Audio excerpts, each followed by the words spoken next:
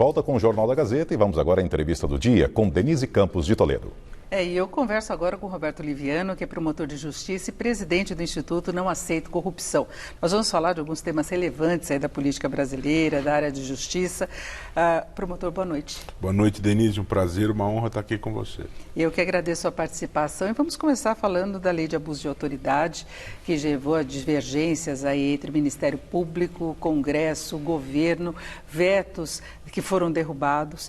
E no final das contas a gente vê uma reação da justiça, até por temor quanto a punições. Eu queria saber quais são os problemas mais sérios, porque a gente tem notícias, inclusive, que juízes estariam soltando presos por medo do que está valendo agora com a nova lei. Né?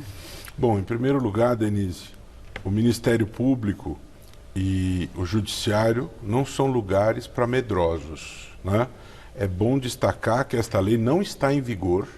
Essa lei entra em vigor em janeiro de 2020, portanto não existe nenhuma espécie de punição baseada nesta lei possível hoje. As pessoas precisam cumprir os seus papéis de maneira corajosa, altiva e respeitosa à sociedade. Isso é importante que todos façam a sua autoanálise em relação a esse tema. Em segundo lugar, eu sou totalmente favorável a uma lei que puna com rigor abuso de autoridade de promotores de justiça, de juízes, de policiais e de senadores e deputados também. Esta lei é mal feita. O problema é com esta lei. Ela viola a Constituição. Ela tem tipos penais elásticos. Ela criminaliza o mero ato de interpretação da lei. Por essa razão, Denise, é que houve essas reações. Não há problema com uma lei que seja bem discutida, ouvindo o mundo acadêmico, bem feita. Não desta forma, porque aí você está punindo quem cumpre o dever. E tem alguns pontos que dão margem para discussão do que vale, não é muito precisa, né? Esse é um grande problema. Eu não sei, acho que já falamos sobre isso aqui. Inclusive, esta lei institui a mordaça, né? Se durante uma investigação policial ainda não concluída, o promotor e o delegado acham importante prestar contas à sociedade sobre o indiciamento de um suspeito, eles passam a ser criminosos, 6 meses a 2 anos. Determinar uma prisão considerada indevida. O que é prisão indevida? O que é um processo sem justa causa? Né? São conceitos que dependem de interpretação. Alguns dizem, não, você está exagerando, depende do dolo, e quem vai examinar isso são membros do Ministério Público. Tudo bem, é verdade que são os membros do Ministério Público que eventualmente ofereceriam a denúncia, e é verdade que a lei exige o dolo. No entanto, o dolo é um assunto que é examinado na hora da sentença. Na hora de oferecer uma denúncia, se o promotor achar que existe fundada suspeita, existem indícios, ele pode oferecer a denúncia. Isso pode destruir a vida de uma pessoa que está cumprindo o seu dever. Agora, há possibilidade de uma reversão, porque a impressão que a gente tem é que os juízes estão agindo dessa forma, inclusive para tentar alterar alguns pontos. E nós temos uma outra preocupação também, é até que ponto essas alterações todas, assim como outras medidas que a gente tem visto, podemos falar, não tem como objetivo mesmo a Lava Jato, né? Porque você sabe que outros tipos de crime poderão também ser beneficiados em determinadas condições, mas a Lava Jato é talvez a maior operação, com várias etapas de operação, na verdade. Né? Denise, na minha opinião, esta iniciativa, infelizmente, ela não é um projeto de lei que quis melhorar a vida do povo. Não se pretendeu o bem comum.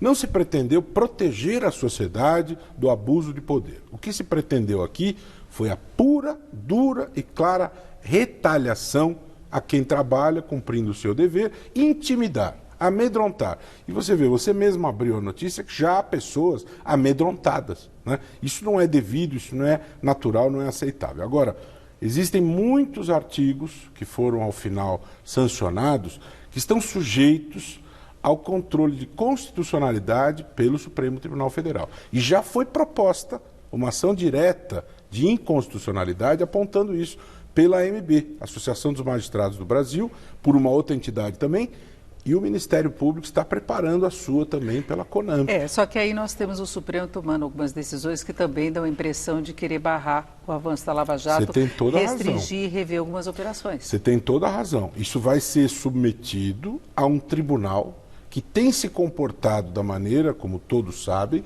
inclusive em relação a essa anulação daquele caso, a modulação dos efeitos. Delator e delatado, quem fala primeiro. Essa questão do inquérito fake news, que cabe tudo ali dentro, com determinações draconianas em relação a um fato que sequer é punível, envolvendo o ex-procurador-geral Rodrigo Janot, sem sombra de dúvida. No entanto, o Supremo será obrigado a examinar essa questão de constitucionalidade de maneira profunda, e estão sendo ali apontados esses aspectos graves. A sociedade está vigilante, está atenta, né?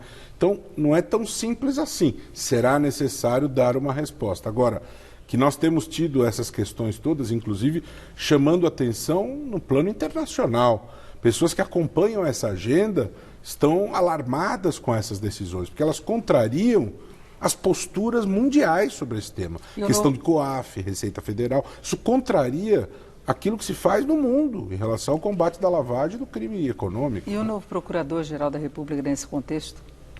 Pois eu não tenho atribuição para ser corregedor de membros do Ministério Público Federal, mas eu tenho muita preocupação em relação ao novo Procurador-Geral da República por alguns elementos. Primeiro, não se apresentou como 10 se apresentaram, para debater suas propostas de Ministério Público com os pares.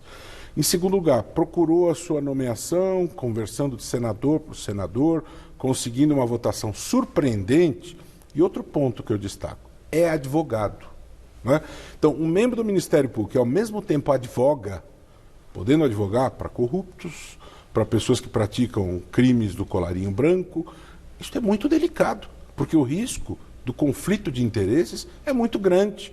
Um membro do Ministério Público precisa se dedicar a essa sua missão. Não me parece isso muito razoável e plausível. As atitudes do novo Procurador-Geral da República estão sob análise muito atenta da sociedade. Ele terá momentos que em breve será chamado a se posicionar, e a sociedade está acompanhando, está vigilante e cobrará, inclusive em relação a quem o escolheu. Porque não podemos nos esquecer disso. O fiscalizado escolheu o próprio fiscal. Essa é uma situação muito dura, muito delicada, por isso que escolher dentro dos 3 nomes protegeria o presidente das críticas. E nós temos, no caso do presidente de governo, do partido do governo, o caso do ministro do Turismo, de hoje, que é a novidade, o próprio filho do presidente, Flávio Bolsonaro, que motivou algumas decisões do Supremo favoráveis a ele, mas que favoreceram também outros investigados. Muito bem observado. Este caso envolvendo o ministro do Turismo é um caso grave, né, em que você tem suspeitas graves em relação a candidaturas laranja, né? Isso já foi levantado com bastante profundidade pela imprensa.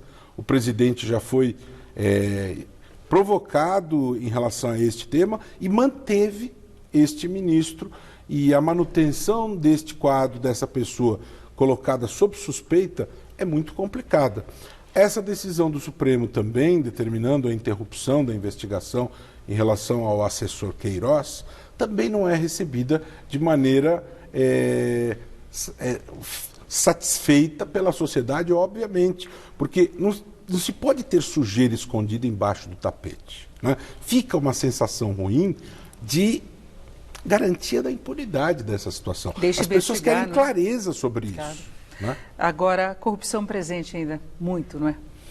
Olha, Denise, a gente precisa ter pragmatismo, tranquilidade no seguinte sentido: nunca será extinta. A corrupção, ela pode e deve ser controlada, mas para isso é necessário que haja atitudes que estão faltando, né? É necessário o apoio a essas iniciativas, as novas medidas contra a corrupção, esta agenda submetida ao Congresso Nacional como o fim do foro privilegiado. Eu defendo o fim do foro privilegiado, inclusive para promotores. Perfeito. Né? É necessário priorizar essa agenda. Promotor Roberto Liviano, eu agradeço muito a sua presença. É um grande prazer, uma grande honra. Muito obrigada, uma boa noite, Laerte.